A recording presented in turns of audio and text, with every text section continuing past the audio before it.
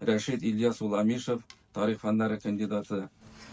Assalamu alaikum, hürmetli galimler, hürmetli muhterem ustazlar, şagirdler, konaklар.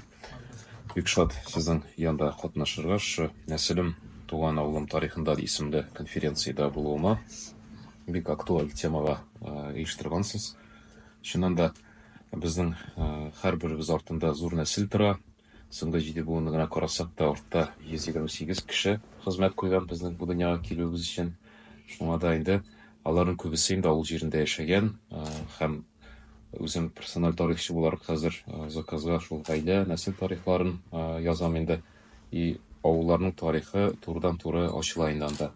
Кеше тормыш юлын язганда һәм кайбер шундый затлы нәселләр бар инде, кайсысы әби бабасы яшәгән төп нигезне дә саклый, карай, зиратын да карый.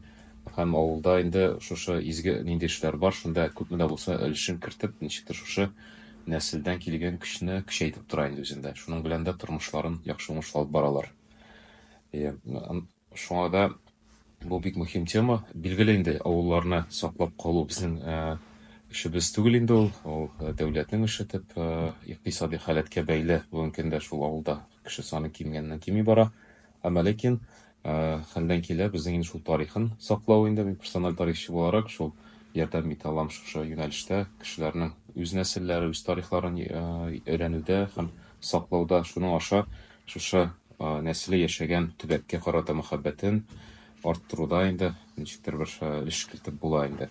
Чөнки нәселеңне өйрәнү ул турыдан-туры туган җиргә мәхәббәтеңне арттыра, үзеңә карата, әби байларыңа карата һәм гомумән арттагы шушы бөтен тәҗрибәне, шушы көчне инде синдә инде тормышыңда көчәйтәчәк инде.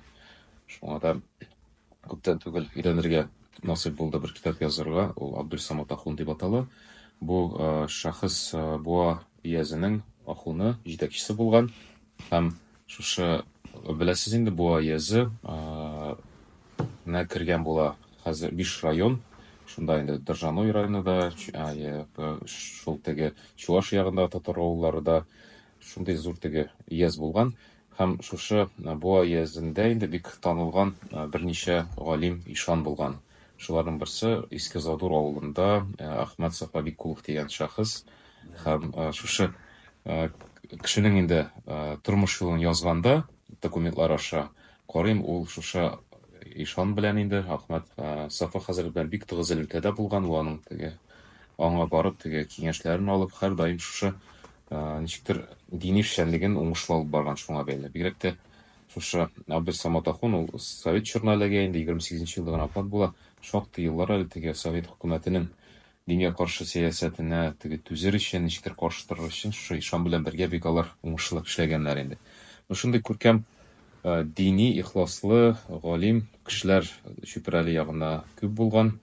Шушы нәсел тарихларын өйрәнгәндә, тормыш юлларын кайбер шәхесләр өйрәнгәндә, шулай килеп чыгалар шундый затлы кешеләр. Һәм аларны белгәч инде, алар яшәгән җирне белгәч, ничектер аеруча теге хөрмәт уяна. Яхшы булыр иде шулар инде теге сакланса, теге бу буын күпмедер без тарихта язып калдырсак, сөйләп калдырсак, аннан соң ул барыбер теге искә чыгачак, халыкның тәрбиясенә файдалы тәэсир итәчәк инде. Шуңа да инде бу изге эштә уңышлар телим. Һәм инде безнең шул киләсе буыннарга үзебезнең тарихларны язып калдырыйк. Һәм әби бабайлар яшәгән шул җир турында да шул язып, каберләрен хәтта күрсәтеп, аңлатып, шул изге эшне үзебездәге вазифаны язма рәвештә калдырсак яхшы була инде. Уңышлар телим, исән сау булып бәхетле яшәгез. Инде Рәшит хәзрәтләре сиңа шундый йөкләмә, безнең җәй көне үткәрелә торган шул фәнни конференцияда инде сезне анда чыгыш ясауны көтәләйсез. Аллаһның рәхмәте булсын. Инде мөхтәрәм җәмәгать, безнең вакытыбыз